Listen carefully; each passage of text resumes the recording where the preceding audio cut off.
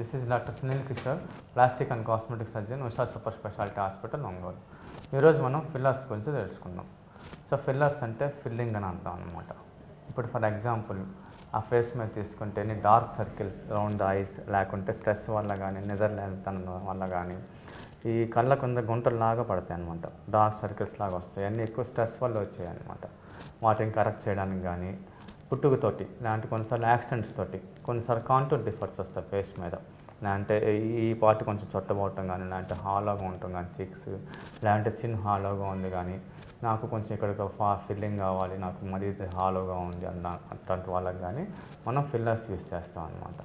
Fillers దీంతోపాటు కొంతమందికి breast size increase చేసుకోవడానికి, లేకుంటే బాడీలో ఏదైనా బ్రూటియల్ సైజు కానీ, బటక్ సైజు కానీ ఇంక్రీజ్ చేసుకోవడానికి కూడా మనం ఫిల్లర్స్ యూస్ చేస్తాం అనమాట. ఫిల్లర్స్ అనేది డే కేర్ ప్రొసీజర్ అండి. Safe procedure, effective procedure, painless procedure. ఇమీడియట్గా రిజల్ట్స్ వస్తాయి అన్నమాట.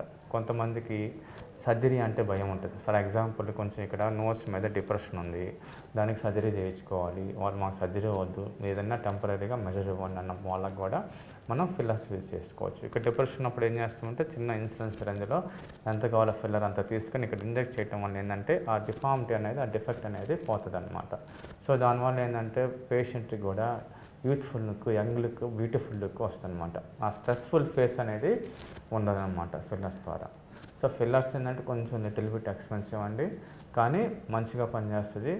లుక్ మట్టుకు బాగా బ్రైట్గా చేంజ్ అవుతుంది అనమాట.